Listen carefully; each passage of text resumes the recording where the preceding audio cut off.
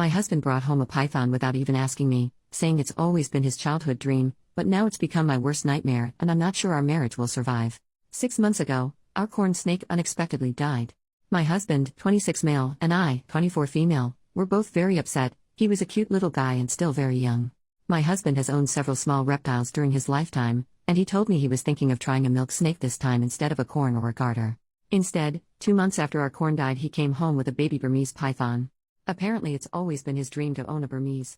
Not only am I pissed that he got something like that without consulting me, on the upside, where we live they are legal, but I had several reservations that have only grown since we've owned it.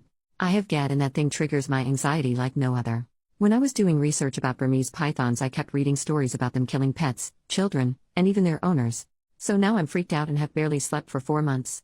This is made worse by the fact that my husband has no experience with large snakes, and the larger the python grows, the more it shows, and also by us having a cat. The other snakes we've had, our corn snake, and my husband's old garter snake, pose no threat, but now I constantly worry that the python is going to get out and eat her. I've taken to locking the cat in our bedroom at night, which interferes with our sleep since she meows and scratches at the door, and I constantly worry about her when she's home alone. I'll reiterate, this thing is freaking huge. He is already 6 feet long. I'm home more than my husband, so I have to feed it and change its substrates often. I hate doing both so much, especially now that he's graduated to eating rabbits and pigs. I honestly think that since my husband bought him without consulting me, that caring for it should be his sole job, but I'm not going to let it go hungry or live in its own waste out of pride. I honestly don't think we'll be able to give this snake the best quality of life, which I think is essential for all pets. He's getting too big for the tank he's in, which is his third since we've gotten him, and I don't think we have the room in our house for the enclosure my husband wants to build him. His food is very expensive and eating into our savings, but it's what he needs, so we can't downgrade. The python does not deserve to live in a tiny space and eat inadequate food because my husband wanted one as a kid. At the same time, it's a good possibility it could eat us out of house and home. I don't want kids while we own a python, and these things can live up to 20 years. I don't want to never have children, which I've dreamed of, because of a python. Because of all these reasons, but especially the ones about our cat and its quality of life, I think we should rehome the python, preferably to a wildlife sanctuary or something. I've gently brought all of this up to my husband. How much mental anguish it causes me, how worried I am for our cat, how the snake is unsustainable, and all he's done is tell me to get over it, accuse me of not caring about his happiness, and tell me I'm being prejudiced against animals that aren't cute and cuddly. None of this is true, not even the last accusation. I like his smaller snakes a lot. How can I communicate productively with my husband about this issue? He already loves this snake, and I think that's getting in the way of him seeing reason. Edit. For the snake people, I acknowledge now that our husbandry is probably wrong, proving my point even more. Also, I have been informed that the snake probably wasn't a baby if it's at this size now, so take that into an account. I am not the most knowledgeable about snakes. First update 1 week later. First of all, I have to say thank you for the outpouring of support I got, especially from the reptile enthusiasts who happen to be browsing this sub. You guys are awesome. Now, I just want to say at the beginning, so what everyone wants to hear is heard. The snake is gone and my cat is all right. Here's how it happened. Thursday night, while I was replying to people in my post, several people suggesting talking to my husband's friend, who owns Burmese pythons, is an experienced reptile keeper, and could be a huge help. I was too blinded by the situation or my own anxiety to even think of that. I messaged him on Facebook Thursday night and told him the situation. He was shocked at just how bad things were, but apparently he tried to warn my husband that owning small snakes and then jumping to a Burm is like thinking owning house cats makes you qualified to own a tiger, but my husband didn't listen. He's been busy going to reptile shows. Dude breeds venomous cobras. He's kind of a badass, so he only saw the snake in person once when we just got it and was immediately disturbed when I told him about the overfeeding, my husband's desire to start it on live food, and the fact that it free roams and is handed alone. He told me he'd come over the next day, Friday, and give my husband a real talking to, as well as do anything he could to help us rehome it. I decided I couldn't live another day in the house like that, and neither could my cat, so Friday morning I moved out to my mother's while my husband was at work. It was a bit sneaky, but I knew that if I tried to leave while he was home he'd try to convince me to stay. I called him on his lunch break though and told him I'd left until the snake was gone. He was very upset, but started accusing me of being so petty as to let a snake wreck our marriage. I had nothing productive to say to that, so I told him I'd talk to him later. Well, my husband's friend was so angry at what he saw of the snake that when he got to the house when my husband was home from work, he gave him the tongue lashing of his life, and told him in plain terms that now that he saw how woefully inadequate we were as big snake keepers, there was no way he was going to let the snake stay at our house. Being yelled at really affected him. When my husband drove over to my mother's to talk to me, he looked like a kicked puppy. He broke down and told me that he loved me, that he was sorry for the hell he put me through, and that it had taken having reason yelled to him by an expert for him to really see what was going on, and that he understood now that the snake could no longer live with us. I know that at that point that the sorrow he felt was due to having his snake taken away, not of real understanding, not yet. So don't worry, he's not completely off the hook. It was cathartic to hear though. His friend contacted a herpetology society he works with regularly and then, a member of that society whose specialty is rehabilitating snakes that irresponsible pet owners get and then mistreat on his ranch. So Snake went yesterday to this guy's ranch, where he'll be fed the right food and go on a diet apparently, and live in a space big enough for him. My husband and I have talked a lot about this and he acknowledged that his fervent desire to fulfill his childhood dream made him careless and selfish, that he wasn't trying to be malicious towards me, but he just wanted the snake so badly he'd do and say anything to keep it. It still seems like, though, that he hasn't learned, which I'm not expecting this early but is still a mite disappointing. He talked yesterday about getting a ball python and I put my foot down. I don't think we should get another snake for a long time. On Sunday I sat him down and asked him to tell me the truth of how he got the python, because walking into a pet shop for a milk snake, and just finding a Burmese was sounding more and more implausible the more I thought about it. He admitted that he arranged to get one with a breeder online while he was telling me he wanted a little snake, meaning he was actively lying to me. This breeder is also a state away, meaning my husband participated in something illegal when he met up with him to get it, since transporting Burmese pythons across state lines is against the Lacey Act. I'm very angry about this. I'm upset about his lies, and I'm upset that he blew me off for months. He admitted he lied just because he knew I'd say no, which shows such an immaturity that almost disgusts me. I'm upset that he broke the law. I'm upset that he only listened to what I told him when it came from someone else. Apparently he's been having a quarter-life crisis that he didn't tell me about, because he feels that he should have accomplished more with his life at 26, he never went to college. I feel sympathy for him with that. But that's no excuse to treat me badly. I moved back home with Kitty last night, but our marriage is in severe jeopardy right now due to the lying and the lack of respect my husband has shown me. But I made vows to stick with him and I don't take those lightly.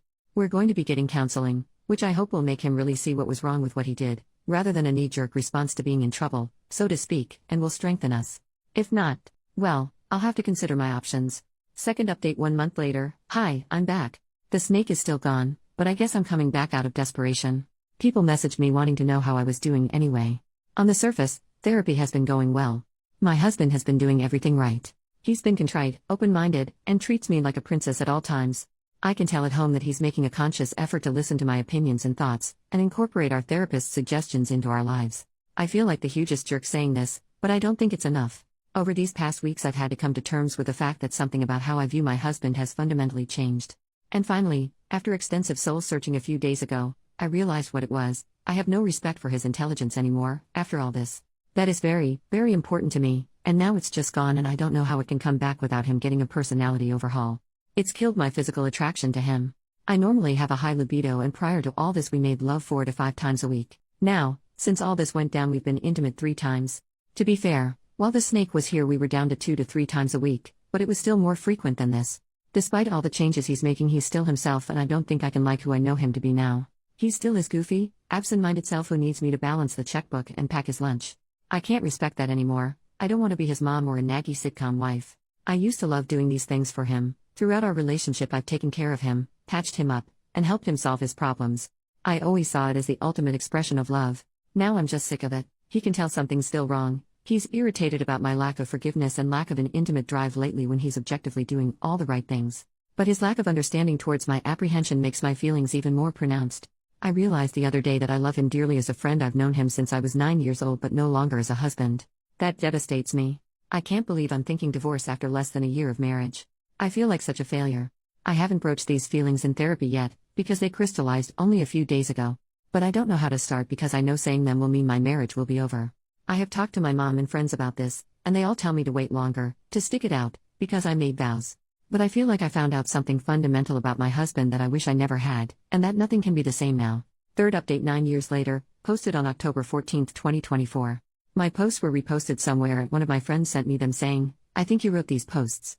And reading them, yeah, I did. A lot of people seem to be wondering what happened to me, so I logged into this account for the first time in almost 10 years to give one final update about what happened. Basically, my ex-husband brought home a Burmese python after telling me he wanted a milk snake. I was really scared of it and anxious, and he was dismissive of my worries. I ended up getting the snake shipped off to a reptile ranch, but it absolutely shook my trust in my ex because he was lying to me. It also made me realize he relied on me to do everything for him like a second mother, and that I hated that. I really tried to work through the feelings I posted in the second update, but after 3 months, we separated.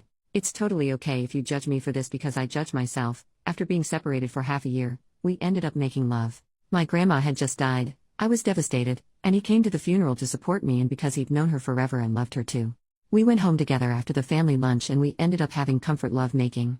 Neither of us wanted kids at that point, but my IUD had slipped into my cervix at some point before this and I ended up getting pregnant. Both of us were unsure about introducing a kid into our relationship, but decided to get back together and make another effort.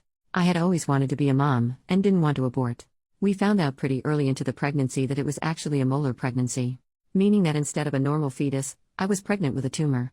I had the mole removed, but I was one of those lucky people who develops cancer from their molar pregnancy. Luckily the cancer was caught when I was only at stage 2 and responded really well to chemotherapy. I've been cancer-free since 2016. However, my ex's behavior when I was extremely sick from chemo, we had stayed together after losing the pregnancy, caused me to put my foot down and want to divorce. He wouldn't, or couldn't, pick up the slack around the house, and I couldn't deal with it anymore. I felt like I couldn't depend on him for anything, not even when I had cancer. Literally a week after I was told I was cancer-free, I told him I was moving out and wanted a divorce. I lived with my mom for a year while our divorce was being finalized and a bit after it, and then decided to get a job in a new city because I needed a new beginning. I also decided to fulfill a dream of mine I'd been mulling over for a while and went back to college to get my BSN in 2017.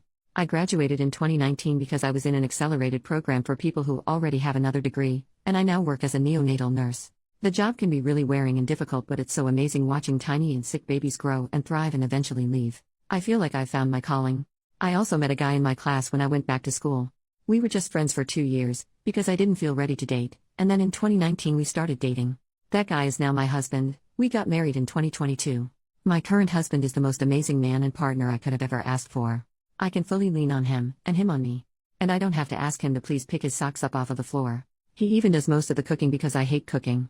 Due to my cancer treatment, I went into premature ovarian failure, so we are going to start IVF in the new year with eggs I had frozen before my chemo began.